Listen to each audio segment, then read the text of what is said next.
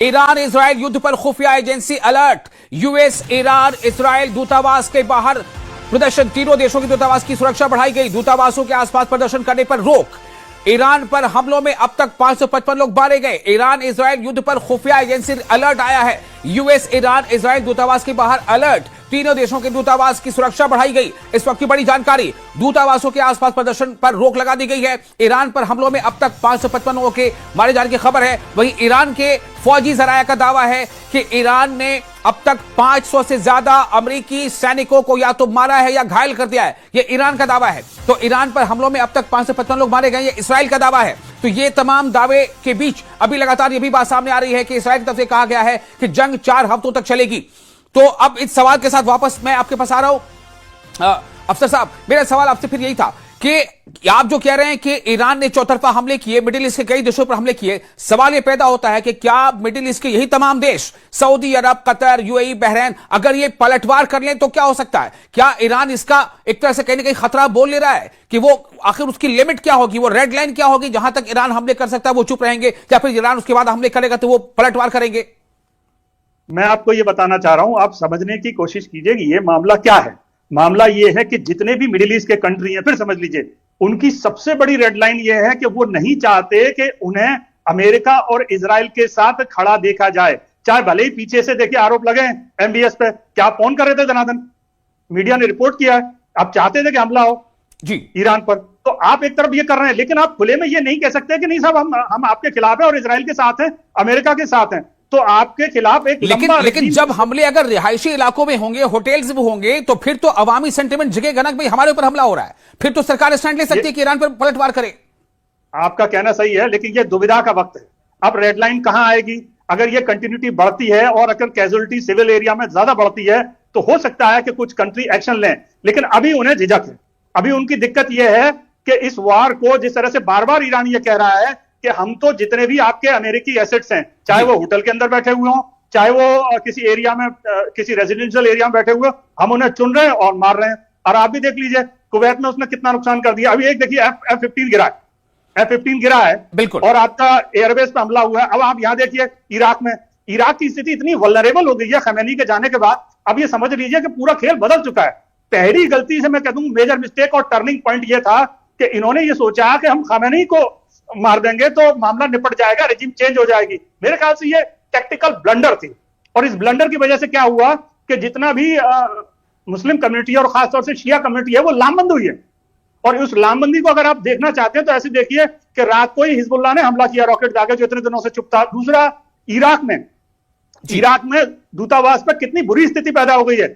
अब आप ये देखिए कि मिडिल ईस्ट के वो कंट्री जिसमें शिया कम्युनिटी ज्यादा है, अब बहरीन का हाल देखिए। बहरीन में मेजोरिटी शियाओं की है और सुन्नी पावर में है, तो वहां उनकी स्थिति खराब है। तो मैं ये कहना चाह रहा हूं कि ये सारी चीजें इस बात पर टिकी हैं कि पहली गलती अमेरिका ने कर दी, टैक्टिकल मिस्टेक थी। अगर कोई मिलिट्री जनरल मारा जाता तो कोई काउंट नहीं करता, कोई बहस नहीं करता, लेकिन एक इस्लामिक लीडर, शियाओं का सबसे बड़ा लीडर जी, और वो लीडर मतलब आप देखिए धार्मिक नेता है जी, तो आप कह सकते हैं कि नहीं सब बदला लेना, कार्रवाई करनी है, लेकिन इसको पूरे वर्ल्ड में खासतौर से इस्लामिक जगत में बहुत पॉजिटिवली नहीं लिया गया। और मिडिल ईस्ट वल्नरेबल है। हमने ये देखा कि जम्मू कश्मीर में भी कई जगहों पे मुजाहरे हुए, लखनऊ में मुजाहरे हुए, दिल्ली में मुजाहरे हुए, पाकिस्तान में मुजाहरे हो रहे हैं, ग्रीस में, एथेंस में जो यूएस दूतावास है वहां पर जबरदस्त लोगों ने घेर लिया है। वहां पर ये तमाम खबरें आ रही है। डॉक्टर जाकिर, मेरा सवाल आपसे ये होगा कि वो रेड लाइन क्या होगी? अगर हम ये मानते हैं कि अमेरिका इसराइल की स्ट्रेटजी में कहने कहीं एक चूक थी कि उन्होंने सीधे आयतुल्लाह खामनेई पर हाथ डाला, और ये एक गलती अगर उसको हम तस्वुर करें, तो क्या ईरान भी कहीं ना कहीं आउट ऑफ कंट्रोल जा रहा है या बिल्कुल कंट्रोल्ड है उसका जो रिएक्शन है हमलों की शक्ल में?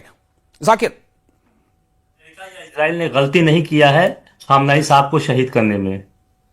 इजराइल का पैटर्न देखें तो हमेशा वो पहले ही जो है लीडरशिप को, टॉप ब्रास को खत्म कर देता है, ताकि वो चाहता है कमांड एंड कंट्रोल खत्म हो जाए, चीजें जो है एक मुनहज़्ज़म तरीके से ऑर्गेनाइज वे में काम ना करें। इसीलिए उसने ये हिजबुल्लाह के साथ किया, उसके पहले भी किया, उसके बाद हमास के साथ किया, अब ईरान के साथ कर दिया जी। और मुझे अफसोस ये है या ताज्जुब भी है, ईरान इतनी बड़ी कंट्री है, ये लोग कहीं ऐसी सेफ पनाह पे नहीं रहे। खैर, खामनेई साहब का तो ये था कि उन्होंने कहा कि मौत जहां आनी है आएगी, हम वहीं रहेंगे जहां थे। चलिए, एक बात होगा, लेकिन इसका इम्पैक्ट आया है, वो कंट्री देख रही है। दूसरी बात यह है कि क्या ईरान जो है कहां तक ये फैलेगा और कहां तक अरब कंट्रीज अपनी पेशेंस अपने सब्र का कहां तक मुजाहरा करेंगी। बिल्कुल यही सवाल तो है।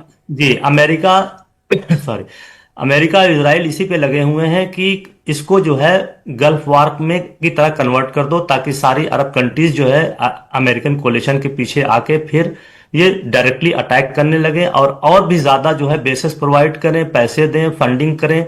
ये सारी चीजें सामने आ रही है। अब इसी के दो के बीच में ईरान को अपनी चीजों को लेके चलना है। और तीसरी बात आती है कि ईरान कितना जो है लंबा जा सकता है, क्या अनकंट्रोल्ड वे में काम कर रहा है।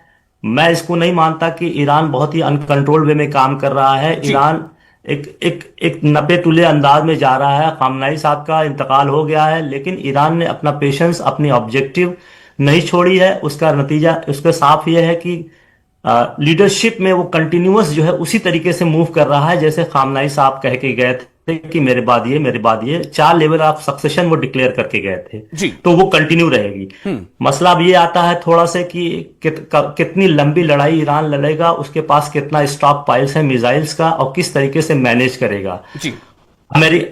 इजराइल ने कह दिया है कि 5 हफ्ते तक ये लड़ाई चलेगी, लेकिन ये आप जान लीजिए कि ईरान अगर उनके ट्रैप में फंसता है तो ज्यादा तेज इंटेंसिफाई करेगा, लेकिन मुझे नहीं लगता ईरान फंसेगा उसमें। वो चाहेगा ये लड़ाई जो है कम से कम 3 महीने तक चले या 4 महीने तक चले, तभी जाकर। लेकिन मेरा सवाल डॉक्टर जाकिर यहां पर यह होगा कि ये सब कुछ वही तय करेंगे कि पहले हमला कब करें। जो एक तरफ बातचीत चल रही है और आपने हमला कर दिया, वही तय करेंगे कि पहले हमले भी आयतुल्लाह खामनेई को जो है वो मिटा देना है, वही तय करेंगे कि ये 4 हफ्तों तक जंग चलेगी। ईरान का क्या है इसमें?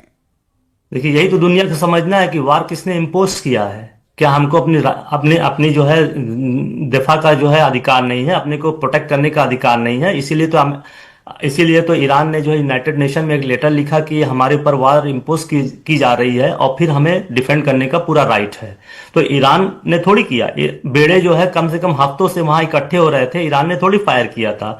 ईरान तो बात ही करता रहा कि हम अपनी जगह नहीं होंगे, हम एक प्राउड सिविलाइजेशन है, और अदर कंट्रीज की तरह नहीं है कि घुटने टेक दें और आप आए और जहाज लेके मार के चले जाएं। तो अमेरिका को कहीं ना कहीं एक झटका भी लगा है कि इतना सब करने के बाद भी एक ऐसी सिविलाइजेशन है जो अपने पैरों पे खड़ी है, अपने अधिकार, अपने सम्मान, अपने हर वकार को रक्षा को बचाने के लिए, उसको प्रोटेक्ट करने के लिए हर लेवल तक जा रही है। जैसा कि आप देख रहे हैं कि जो विजुअल जो आ रहे हैं उससे आप अंदाजा लगा सकते हैं साइकोलॉजी क्या हो रही है कि एक मिसाइल ईरान में गिरता है वो हंगामा नहीं होता है, 10 मिसाइल ईरान में गिरते हैं पब्लिक में वो रुलाई और ये जो नर्वसनेस है, चिल्लाहट है, ये नहीं होती है। एक इजराइल में गिर जाती है तो क्या होता है आप देखिए क्या हालात बन गए हैं, सारे बंकर में घुस जाते हैं। तो ये एक जो है स्टेट प्रोटेक्टेड सिटीजन्स है, ये स्टेट प्रोटेक्टेड स्टेट पे आधारित है। और ईरान जैसी कंट्री वहां पर हर आदमी एक सोल्जर है, वो लंबी लड़ाई लड़ रहा है। और मुझे नहीं लगता है कि अमेरिका इसमें कामयाब हो पाएगा कि वो आए बम्बार्डमेंट करके तमाम तहस नहस करके चला जाए। लेकिन अमेरिका को जो अमेरिका के विरोधी हैं जो बात कर रहे हैं कि एक बार फिर ट्रंप ने जो है मिडिल ईस्ट में ले जाके फंसा दिया है अमेरिका को, और इसको निकलना मुश्किल हो जाएगा। एक बात मैं और कहना चाहता हूँ, इसको कहना चाहता हूं कि जो अभी हिस्ट्री आई है, देखिए सलमान रश्दी के खिलाफ जो खुमैनी साहब ने फतवा दिया था वो कितने साल पहले दिया था? 90 में दिया था जी। 36 साल हो गया है। 36 साल के बाद भी जो है एक ईरानी जो 35 साल का था, बूढ़ा नहीं था, जाके उनके साथ जो काम करता है पूरी दुनिया ने देखा है। तो ट्रंप ने, मुझे ये डर है कि कहीं शिया कम्युनिटी जो है, सुन्नी कम्युनिटी नहीं, सुन्नी तो डरपोक कम्युनिटी है, तो वो ये कहने में मुझे कोई आर नहीं है, उसके अंदर कोई वकार वगैरह नहीं है। तो और ट्रंप ने जिस तरीके से इनके आला हजरत पे अटैक किया है, उनको मारा है, तो ये कम्युनिटी नहीं भूलेगी। ट्रंप ने अपनी फैमिली के खिलाफ एक बहुत बड़ा जो है एनिमिटी खोल के रखा है। अब ट्रंप की फैमिली के खिलाफ आप कह रहे हैं? ट्रंप ने अपनी फैमिली के खिलाफ? हाँ, फैमिली के खिलाफ है। ये ट्रंप ने खुद जो जिम्मेदारी ली है, नॉट अमेरिका की तरह जिम्मेदारी ये नहीं है, ट्रंप की फैमिली को इसका भुगतान करना पड़ेगा। आप मेरी बात नोट कर लीजिएगा, कोई शिया जो है पीछे नहीं हटेगा। जिस तरीके से बहुत बड़ी बात कह रहे हैं डॉक्टर जाकिर, विदेशी बातों के जानकार कह रहे हैं कि ट्रंप ने आयतुल्लाह अली खामनेई के पहले हमले में असैसिनेशन के बाद से अपनी फैमिली के लिए एक बड़ा खतरा मोल ले लिया है।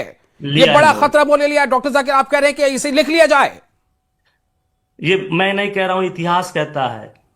मैंने ठीक है। इतिहास को सिर्फ डॉट्स को सिर्फ कनेक्ट करके आपके सामने रख दिया ठीक है, है। आप समझिए। बिल्कुल, सही ये हो एक सकता बड़ी बात नहीं है। भी सही मैं हो मैं सकता है। अफसर आपके पास आना चाहता हूं। अफसर, मेरा सवाल आपसे ये होगा कि मुझे आप ये बताएं कि आप कैसे देख रहे हैं, क्या एक तो बात ये आ रही है कि अमेरिका लिंगर करेगा या नहीं करेगा। बात यह है कि अमेरिका लिंगर नहीं करना चाहता। जो इसराइल वो कह रहा है कि 5 हफ्ते तक जंग चलेगी। ईरानी जराए कह रहे हैं कि इंतकाम पूरा होने तक हमले जारी रहेंगे। इस बीच जो बाजार पर असर पड़ा है, चूंकि स्ट्रेट ऑफ हॉर्मुज में 4 टैंकर्स को तबाह कर दिया गया है और इसके बाद से बाजार पर काफी असर पड़ा है।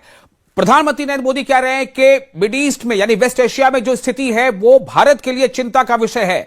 मैं आपसे जानना चाहता हूं कि बाजार के नजरिए से देखें अगर, तो क्या कुछ तस्वीर बन रही है अफसर अहमद साहब? पहले तो ये समझ लीजिए कि ये युद्ध लंबा चले, ये अमेरिका सपने में भी नहीं चाहेगा। ओके। पहली और बिल्कुल ऐसे कहते हैं डॉट यहीं लगा लीजिए। इसकी वजह यह है कि अगर ये लिंगर ऑन करता है, लंबा जाता है, तो पूरे वर्ल्ड की इकोनॉमी पर प्रेशर शुरू होगा। और इसकी खबर इस तरह से लीजिए, सोमवार को अमेरिकी शेयर मार्केट उठते ही 10% का डिस्टर्बेंस क्रिएट हुआ। उसके बाद आपके पेट्रोल के प्राइस चढ़ना शुरू हो गए, कच्चे तेल के दाम चढ़ना शुरू हो गए। तो ये सब असर डालते हैं। तो अब आप ये देखिए कि अगर आप हॉर्मुज बंद करेंगे, हॉर्मुज बंद करने का मतलब समझ लीजिए, हॉर्मुज बंद करने का मतलब यह है कि वर्ल्ड का 25 से 30% जो कच्चे तेल का आपका निर्यात होता है, जो उस एरिया से निकलता है, वो सब आपने ब्लॉक कर दिया।